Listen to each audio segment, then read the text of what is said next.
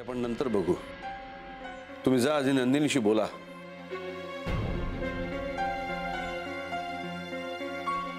आणि होतं असं ना कधी कधी एखादं पातळ मेलं नवेपणातच जिरलेलं फाटलेलं असतं.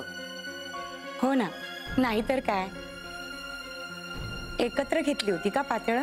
हो, आमच्या सगळ्यांसाठीच आणली होती तिनं आणि आमची चांगली निघाली. पण नंदिनीची साडी उघडून पाहिली होती तेव्हा फाटलेली नव्हती.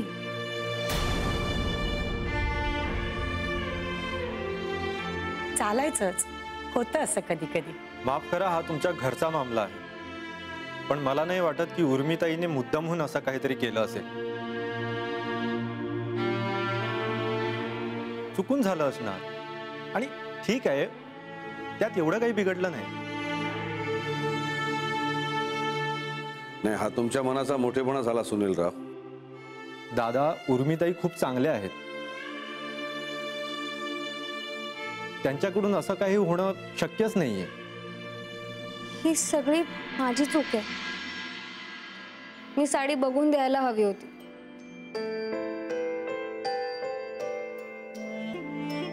मला माझी चूक मान्य आहे. ह्याच्यात ना नंदिनीचा काहीच दोष नाहीये.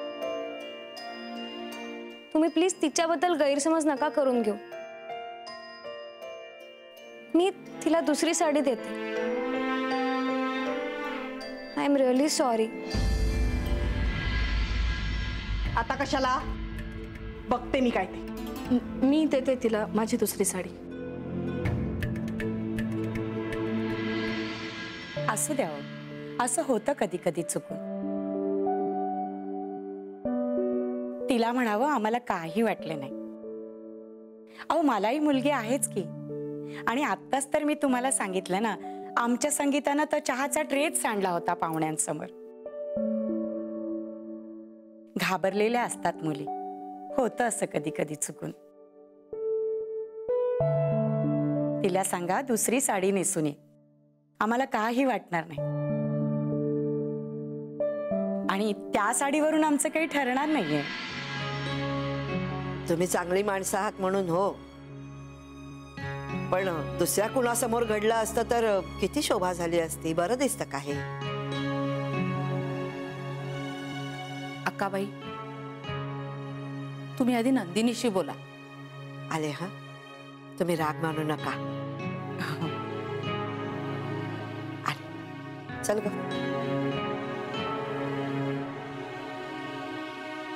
उर्मी, बाळा चहा अगदीच थंड झालाय ग. दुसरा गरम चहा आणतेस? थांबा, तुम्हीच का नाही करत जे काय करायचंय ते. आता परत कशात विघ्न नको.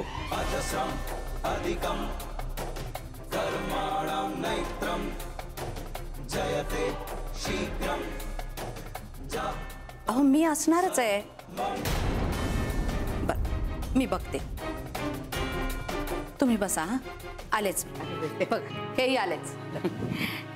झालं बोलून? हो.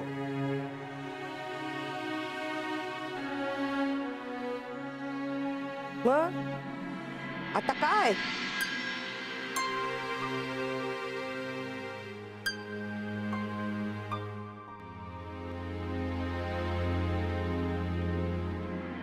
तुम्ही एकमेकांशी बोललात, एकमेकांना समजून घेतलं. आता मला वाटतं तुम्ही तुमचा वेळ घ्या, नीट विचार करा आणि निर्णय घ्या. लग्नासारख्या गोष्टीमध्ये घाई करून चालत नाही. तुमच्या पत्रिका तर जुळतायत, बाकी कसली काय अडचण नाहीये. आता तुमच्या होकारा नकारावरच पुढच्या सगळ्या गोष्टी ठरणार आहेत. तेव्हा यांना आता विचार करायला वेळ देऊया असं मला वाटतं. आणि तुमच्या समोर बोलण्याची खरं तर माझी पात्रता नाही, पण तुमची क्षमा मागून बोलण्याची परवानगी मागतो. सुरुवातीपासूनच बोलणं स्वच्छ ठेवलं की नंतर त्याचा कोणालाच त्रास होत नाही, ना स्वतःला ना इतरांना. थँक्यू दादा. तसं पाहायला गेलं तर माझा निर्णय आधीच झालेला आहे.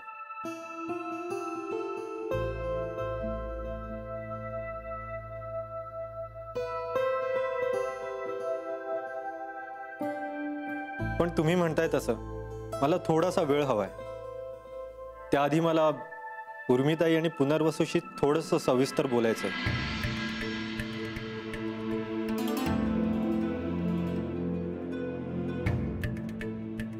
त्यांच्याशी बोलणं झाल्यानंतरच मी माझं म्हणणं स्पष्टपणे सांगेन. त्यानंतर तुम्ही म्हणाल तसं करूया.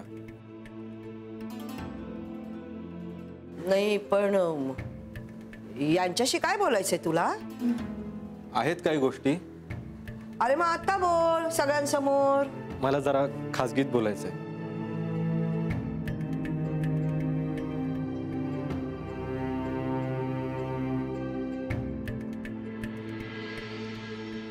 आई हे काय आहे हो आई? बघ ना ग, मला वाटतं ना जाणून बुजून कोणीतरी मागे लागलंय विद्याच्या. हो ना. आई हे विद्याने वाचलं नसेल ना हो? असेलही कदाचित. आई अहो काय काय लिहिलंय? दुटप्पी ढोंगी लबाड म्हणाल्या तो विद्याला. हे सगळं विद्याने जर वाचलं असेल ना तर अजून त्रास करून घेईल तो स्वतःला. हो, मलाही तीच खरं काळजी वाटते. तरी मी सांगत असते विद्याला की नको लिहूस असे लेख. तुला काय करायचंय? लोकांना सुधारायचं तेव्हा सुधारतील ना. काय करायचंय आपल्याला? आपण आपलं बघावं. पण नाही, माझं कधी ऐकणारच नाही तो. मी एखादी गोष्ट सांगितली ना आई त्याला करू नको की नेमकं तेच करायला चेव चढतो त्याला. सीमा, अगं हे नेहमीच नाहीये का? तू आता शांत राहा जरा. आई कशी शांत राहू मी? हे बघा ना परत पेपरमध्ये काय लिहून आलंय. सीमा, हे होणार. त्यांनी जे क्षेत्र निवडलंय त्याच्यामध्ये असंच होतं. आज तो कोणाच्या तरीवर टीका करणार, उद्या लोक त्याच्यावर करणार. कळलं? हो, पण त्याच्या विचारांवर करावी ना. मला काहीच म्हणायचं नाही. खाजगी आयुष्यावर नको ना. अगं तेवढं तारतम्य नसतं लोकांना. मी पेपर लपवून ठेवू का? हे वेडबाई, एकच आवृत्ती निघते का? तसं नाही हो आई. समजा विद्याने हा पेपर वाचला नसेल तर निदान आल्या आल्या दृष्टीच नको पडायला. माझा आपला केविलवाणा प्रयत्न.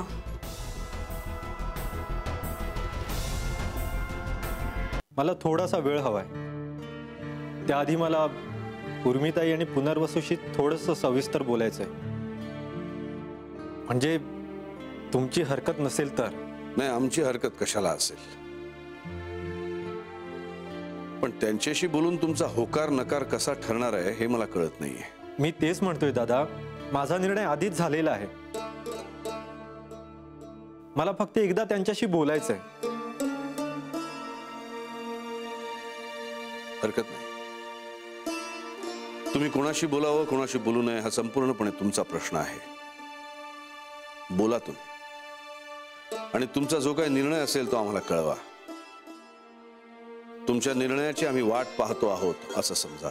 नक्कीच दादा.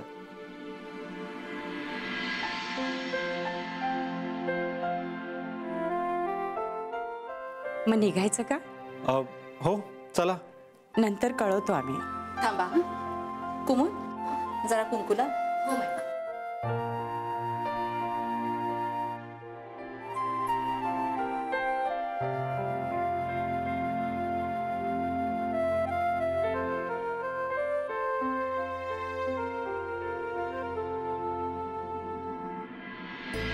अगं बाई, हे काय आहे? पद्धत असते. मी करतो तुम्हाला फोन. आज किंवा उद्या भेटूच. मग कळवतो आम्ही तुम्हाला. बरं, बरं, येतो. या.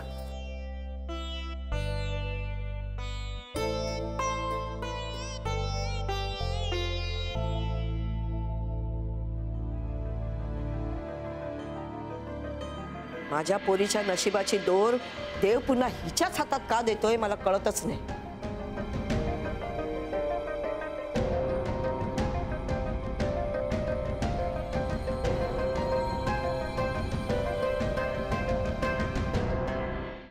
मी निराश होऊन नाही निघणार या घरात.